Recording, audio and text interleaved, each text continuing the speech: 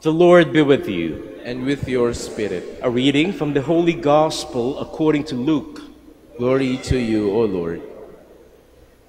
There was a prophetess, Anna, the daughter of Phanuel, of the tribe of Asher.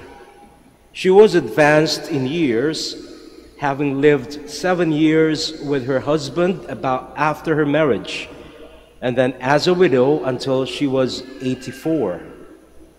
She never left the temple, but worshiped night and day with fasting and prayer. And coming forward at that very time, she gave thanks to God and spoke about the child to all who were awaiting the redemption of Jerusalem. When they had fulfilled all the prescriptions of the law of the Lord, they returned to Galilee, to their own town of Nazareth. The child grew and became strong, filled with wisdom, and the favor of God was upon him. The Gospel of the Lord. Praise to you, Lord Jesus Christ. Please be seated.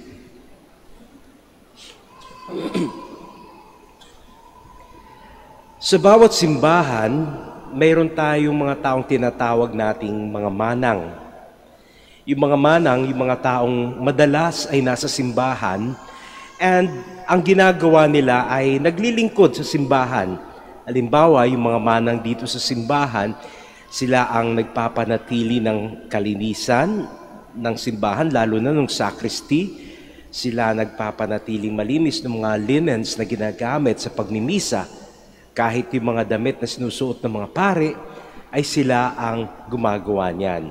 Kaya't napakahalaga ng mga tinatawag nating manang sa simbahan. Sa ating ebanghelyo ngayon, ay may isang tao na matatawag nating isang manang. Siya si Anna, isang prophetess. Bakit natin matatawag siyang isang manang? Dahil madalas siyang nasa simbahan. Sa katunayan, hindi na siya umalis doon sa templo. Siya ay matanda ng babae, 84 years old. Mula nung mabalo siya, after 7 years of being married, doon na siya nanatili sa templo na naglilingkod.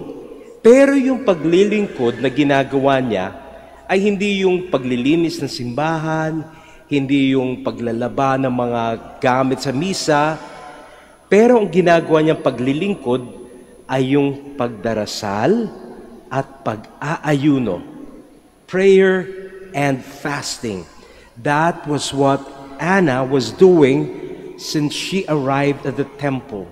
She prayed and she fasted. And all her life, she had been doing that. And what is so significant about her act of staying in the temple and praying and fasting there? Dahil sa kanyang pagdarasal at pag-aayuno at pamamalagi sa templo, nakilala niya ang tagapagligtas. Because of her prayer and fasting and having spent long time in the temple, she was able to recognize the Savior that was promised to them. Marami kasi mga tao, hindi ito nakita, o kaya marami mga tao, nakita yung bata, but they did not recognize that He was the Savior that was promised by God to them. Pero si Anna, iba siya. Dahil dala ng kanyang marubdob na pagdarasal at laging pag-aayuno, nakilala niya ang Panginoon in their midst. At dito'y pinapakita sa atin kung gaano kahalaga ang pagdarasal, kung gaano kahalaga ang paglilingkod sa Diyos. Dahil in spending hours and hours in prayer, that is how we are able to recognize the Savior in our midst.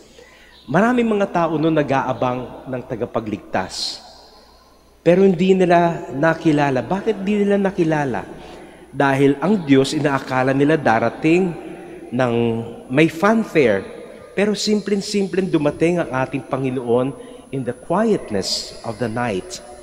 Inaakala nila ito'y matatagpuan nila sa palasyo, pero doon pala sa sabsaban isisilang ang Diyos.